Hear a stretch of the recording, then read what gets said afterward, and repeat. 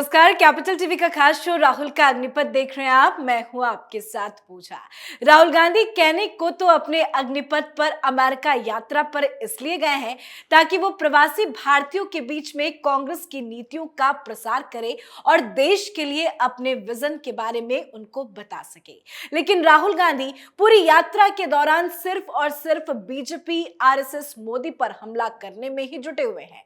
उनके हर संबोधन में मोदी पर पहले से बड़ा हमला होता है। उनके हर संबोधन में आरएसएस बीजेपी के खिलाफ पहले से ज्यादा नफरत नजर आती है। उनके हर संबोधन में भारत के संवैधानिक संस्थानों की स्वतंत्रता के बारे में सवाल उठाकर भारत की लोकतांत्रिक देश की छवि पर सवालिया निशान लगाया जाता है। अपने ताजा बयान में राहुल गांधी ने कहा कि बीजेपी और आरएसएस भविष्य देखने में असमर्थ हैं। उनसे आप कुछ भी पूछो वो पीछे की ओर देखते हैं। साथ ही पीएम मोदी पर निशाना साधते हुए राहुल गांधी ने कहा कि वो केवल रियर व्यू मिरर देखकर भारतीय कार चलाने की कोशिश कर रहे हैं जो एक के बाद एक हादसों का कारण बनेगा। तो राहुल गांधी के ताजा बयान को ही आज समझेंगे। चर्चा के लिए मेरे साथ स्टूडियो में मौजूद हैं कैपिटल टीवी के एग्जीक्यूटिव एडिटर राजीव जी। राजीव जी, बहुत बहुत स्वागत है। धन्यवाद। ये किस तरह के बयान दे रहे हैं राहुल गांधी? देखिए, सबसे पहले बात करेंगे कि भविष्य के बारे में राहुल गांधी ने जो कहा कि संघ और प्रधानमंत्री नरेंद्र मोदी दोनों फ्यूचर नहीं बल्कि पास्ट देखते हैं, भविष्य देखने में अक्षम हैं। यानी कि राहुल गांधी और कांग्रेस पूरा भविष्य देख रहे हैं और इसीलिए इनको 2014 के बाद लगातार हार का सामना करना पड़ रहा है। ये न पॉलिटिकली भविष्य देख पाते हैं और न देश के लिए इनके पास कोई विजन है, क्योंकि कांग्रेस और राहुल गांधी जब ये बात करते हैं और अमेरिका में जब ये प्रवासी भारतीयों से ये बात कर रहे थे तो ये अपमान था देश का और ये अपमान था प्रधानमंत्री नरेंद्र मोदी का, जिसके कारण ही बवाल हुआ। मीटिंग के अंदर मीडिया फिल्ट्रेट खबरें देती है और वहां पर इन लोगों ने जो तैयारी पहले से कर रखी थी उसमें तो रजिस्ट्रेशन फॉर्म जारी किए जा रहे थे कि राहुल गांधी की इस प्रोग्राम में आप आइए और यहां पर बैठकर राहुल गांधी का वो प्रवचन सुनिए जिसमें आपके ही देश के बारे में नफरत पैदा किया जाएगा। और संघ की जहां तक बात है उसके तो बड़े समर्थक अमेरिका के अंदर हैं, क्योंकि अमेरिका में जो भारतीय रह रहे हैं उनकी अपनी समस्या है। वो समस्या आर्थिक कारणों से नहीं है बल्कि उनकी समस्या सांस्कृतिक कारणों से है। वहां पर भी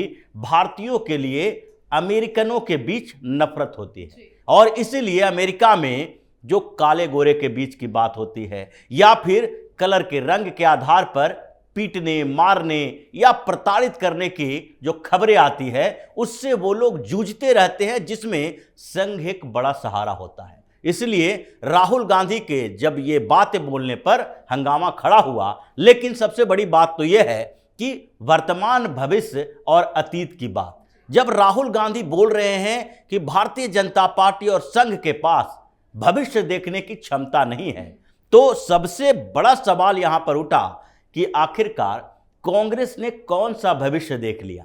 अभी कांग्रेस ऐसी पार्टी नहीं है जो कभी सत्ता में रही ही नहीं। कांग्रेस लगातार सत्ता में रही। अगर आज भारत की दुर्दशा है जो कांग्रेस मानती है, जो राहुल गांधी मानते हैं कि भारत अभी भी पिछड़ा हुआ है, जो इनकी नजरों में है, अभी तो देखा जाए तो लोगों की नजरों में तो भारत पहले से 50 गुना ज्यादा बेहतर स्थिति में है अंतर्राष्ट्रीय स्तर पर। यानी कि अंतर्राष्ट्रीय संबंध इसके बेहतर हुए हैं, दूसरे देशों में इज्जत बढ़ी है भारतीयों की, भारत की, और प्रधानमंत्री नरेंद्र मोदी ने देश को एक मजबूत राष्ट्र के तौर पर पेश किया है। लेकिन कांग्रेस और राहुल गांधी की नजरों में अभी भी वही भारत है जो इनके शासनकाल में रहा। तो आज अगर भारत की कुछ क्षेत्रों में परेशानियां हैं तो उसके लिए जिम्मेदार तो कांग्रेस को बताना ही पड़ेगा, क्योंकि कांग्रेस ने सबसे ज्यादा समय तक इस देश को चलाया है, देश पर शासन किया है और उसमें भी राहुल गांधी के परिवार 3 से ज्यादा दशकों तक प्रधानमंत्री रहे। अब ऐसे में राहुल गांधी जब बोलते हैं कि देश के भविष्य के बारे में संघ और मोदी को पता नहीं है, तो उनको अपना भविष्य देखना चाहिए जिसके बारे में उनको जानकारी अभी है नहीं। और यही कारण है कि राहुल गांधी अमेरिका में प्रोपेगेंडा फैला रहे हैं, और देश में उनके साथ बड़ा खेल हो रहा है। खैर ये पहली बार नहीं है, आए दिन राहुल गांधी इस तरह की उटपटांग बयानबाजी करते हैं, पर उन्होंने बालासोर हादसे का भी जिक्र किया। क्या वो रेल मंत्री का इस्तीफा मांग रहे थे? देखिए, वो तो मोरल प्रेशर क्रिएट करने की कोशिश कर रहे थे कि जो हादसे होते हैं उसके लिए भी भारतीय जनता पार्टी की सरकार किसी न किसी को जिम्मेदार ठहराती है।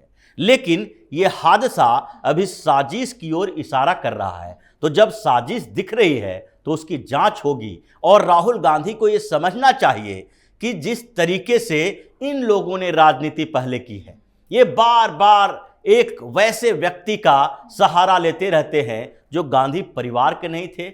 कांग्रेस का मतलब ऐसा नहीं है कि 47 से लेकर 60 के डिकेड तक जो कांग्रेस थी उसमें गांधी परिवार या इन लोगों का कुछ हस्तक्षेप था। वो स्वतंत्रता आंदोलन में भाग लेने वाले कांग्रेस के नेता थे, जिसके कारण जवाहरलाल नेहरू जब प्रधानमंत्री थे तो उन्हें भी एक एक काम सोच के करना पड़ता था, क्योंकि कांग्रेस के अंदर ही सत्ता भी थी और कांग्रेस के अंदर ही विपक्ष में भी बैठे लोग थे, क्योंकि उसमें से ज्यादातर फ्रीडम फाइटर भी थे। और ये बार बार लाल बहादुर शास्त्री का जिक्र करेंगे कि हमारे ऐसे नेता रहे हैं कांग्रेस पार्टी के जिन्होंने रेल दुर्घटना के बाद इस्तीफा दे दिया था। तो उसके बाद क्या हुआ? उसके बाद यूपीए की भी सरकार रही, उसके बाद कांग्रेस की भी सरकार रही, और हर समय रेल दुर्घटनाएं हुई, किसी ने इस्तीफा नहीं दिया। उसके बाद जब लाल बहादुर शास्त्री की बात है तो इतने ईमानदार, इतने बेहतर नेता और जिनके बारे में आप बार बार चर्चा करते हैं, उनको रहस्यमय परिस्थितियों में उनकी मौत हो जाती है। और ये कांग्रेस की ही सरकार थी जो कि उन रहस्यमय मौत के बाद भी उनके बारे में इन्वेस्टिगेशन करने से मना कर दिया। पोस्टमार्टम तक नहीं हुआ कि उनके बारे में जाना जाए कि सही में ये मौत थी या फिर हत्या की गई थी। तो ये तो लाल बहादुर शास्त्री के हत्यारे हैं, हत्यारों की फौज रही है गांधी परिवार में। कई इनके शासनकाल में ऐसे रहस्यमय हत्याएं हुई है, जिसमें से एक लाल बहादुर शास्त्री की भी है। लेकिन राहुल गांधी या कांग्रेस पार्टी जो जिम्मेदारी की बात करती है, अगर यही जिम्मेदारी की बात हो तो मनमोहन सिंह को तो कई बार इस्तीफा दे देना चाहिए था। कांग्रेस को तो मोरल रिस्पॉन्सिबिलिटी लेते हुए तत्काल ही सरकार से बाहर निकल जानी चाहिए थी। जब 2G स्पेक्ट्रम घोटाला हुआ, उसके बाद एंथ्रेक्स घोटाला हुआ, कोल आवंटन घोटाला हुआ, पूरे के पूरे देश की लाखों करोड़ की संपत्ति लूट रहे थे, तो ये जिम्मेदार ठहरा रहे थे किसको?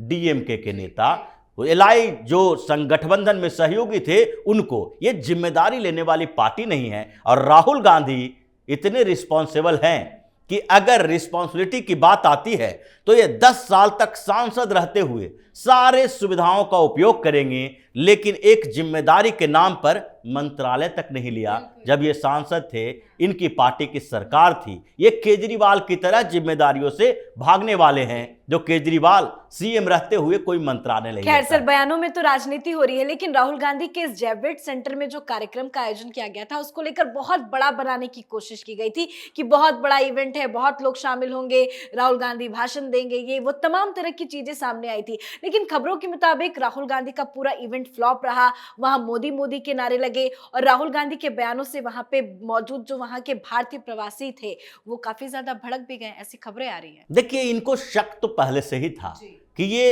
इवेंट है जो फ्लॉप होने वाला तभी है, रजिस्ट्रेशन करा रहे थे, तभी रजिस्ट्रेशन करवाएगा। और उसके बाद एक टाइमिंग को देखिए, अगर भारत में राजनीति करने वाली कोई पार्टी अमेरिका में जाके प्रवासी भारतीयों को, राहुल गांधी प्रवासी भारतीयों को, यानी वहां भी भारतीय ही हैं, ऐसा नहीं है कि अमेरिकन को संबोधित कर रहे हैं, तो उनका मैसेज क्या होता है कि वहां पर जो हम बात कर रहे हैं वो हिंदुस्तान में दिखाया जाए। अगर ऐसे समय में आप वहां कार्यक्रम आयोजित कर रहे हैं जबकि भारत के लिए 1:30-2 बजे की रात हो, तो उस समय टीवी खोल के कौन बैठा रहेगा? ये तो इसीलिए किया गया था क्योंकि इनको डर था लाइव दिखाया जाएगा, वैसे में वहां पर जो हंगामे होंगे, ये लगभग तय था कि राहुल गांधी वही बात बोलेंगे जो ब्रिटेन में बोले हैं, अमेरिका में एंट्री के बाद बोले हैं। और यही हुआ भी जब इन्होंने भारत के बारे में, संवैधानिक संस्थानों पर आरएसएस के कब्जा के बारे में बात की, पीएम मोदी के भविष्य के बारे में और भविष्य दृष्टा होने पर सवाल उठाया, देश के बारे में जब चर्चा की तो उसके बाद हंगामा वहां हुआ और कई लोगों ने मोदी के नारे लगाए, राहुल गांधी की घोर बेइज्जती हुई और ये फ्लॉप प्रोग्राम जो था सुपर फ्लॉप ही होकर रह गया। जी, बहुत बहुत धन्यवाद सर समझाने के लिए। धन्यवाद। तो राहुल गांधी कह रहे हैं कि प्रधानमंत्री नरेंद्र मोदी भारत की गाड़ी चलाते हुए सामने देखने की बजाय पीछे के शीशे में देख रहे हैं, जिससे देश की गाड़ी लड़खड़ा रही है। राहुल गांधी ने यह बयान जेविट सेंटर में प्रवासी भारतीयों को संबोधित करते हुए कही है। साथ ही इस कार्यक्रम में बालासोर ट्रेन हादसे का भी राहुल गांधी ने जिक्र किया और बातों ही बातों में अपनी सरकार की बातों को गिनाकर अश्विनी वैष्णव के इस्तीफे की भी मांग कर दी है। राहुल गांधी के इस बयान पर आप अपनी राय कमेंट करके जरूर लिखें। देखते रहिए कैपिटल टीवी। नमस्कार।